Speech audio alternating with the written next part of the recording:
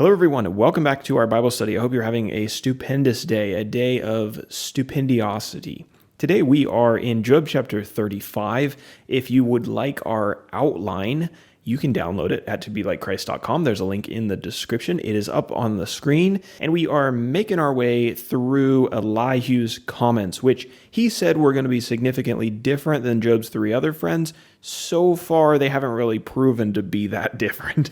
We'll see if he has anything new to say today. We, of course, remain in our second section for today, tomorrow, and the next day, and then we're finally into the next section of the book. For characters, not much is changing because the same guy is going to be speaking in this chapter as the last, three chapters now. So our key character is Job, of course, but in this chapter, the main speaker is Elihu, who had listened to Job's conversation with his other three amigos, and now he is responding after all of them have spoken. And remember, he responded last because he was the youngest, and he wanted to respect all of his elders. And he thinks that he's really going to share a lot of wisdom that they hadn't picked up on.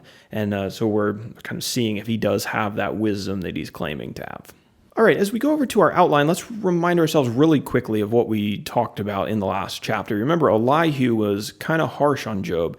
He rebuked him. He kind of shares this same assumption that Job is hiding the secret sin and that God is judging him for it. In this chapter, we're going to kind of see a lot of the same, and that's why I've titled the chapter, Elihu Continues to Rebuke Job, verses 1 through 16. Elihu rebuked Job for thinking that he had the right to question God.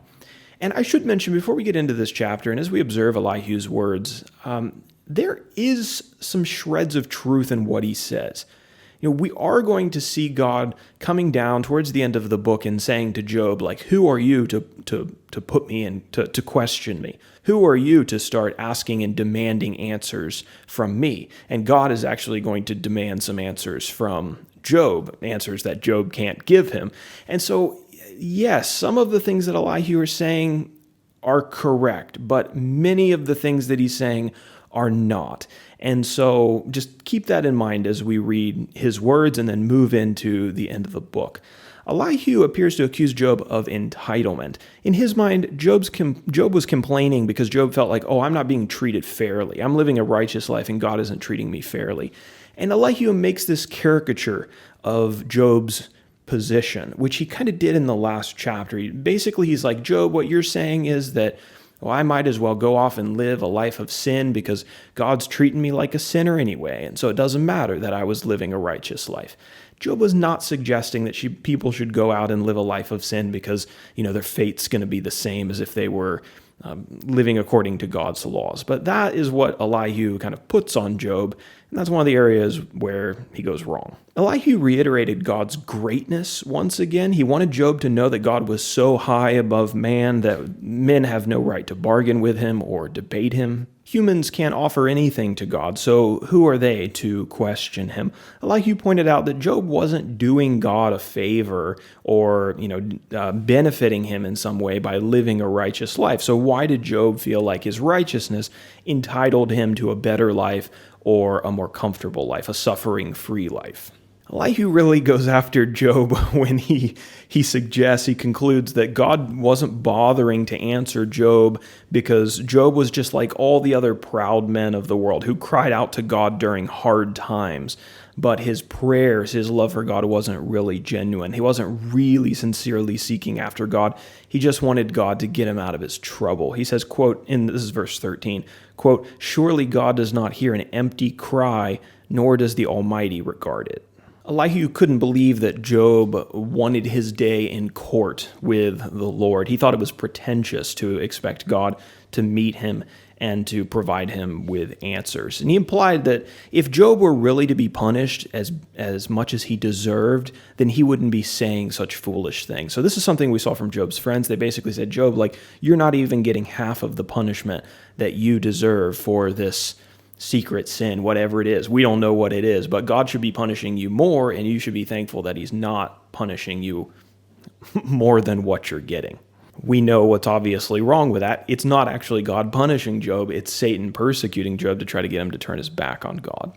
So that is chapter 35. A lot of the same kind of themes and ideas there. Let's go down to our application now. Elihu certainly wasn't right about everything, but he was right to suggest that we shouldn't think too highly of our own righteousness, like, we're really doing God a favor here.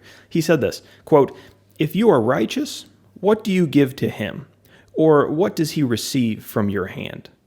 If you're walking in step with the Lord, that isn't a reason to start thinking highly of yourself. You aren't doing God a favor. You're not benefiting him by living righteously. It's a privilege that's only given through Jesus that we are counted righteous in the first place. When you catch yourself starting to think too much of your own goodness, remember whose company that puts you in. Remember anyone in the Bible who really thought they were special because they were real good at keeping God's law? The Pharisees, right, in the New Testament. And oh no, we don't want to be lumped in with them. But that was a lot of their problem.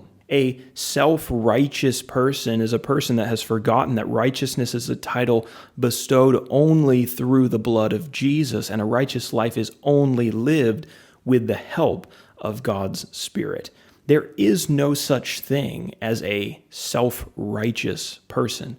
It doesn't exist. And if you find yourself thinking that you are one, then you're mixed up about your identity. Self-righteousness is something that we need to rid out of our hearts and purge it and recognize how dependent we actually are on God and his assistance. Thanks for studying with me today through Job 35. Hopefully we'll be back tomorrow for Elihu's second to last chapter in 36.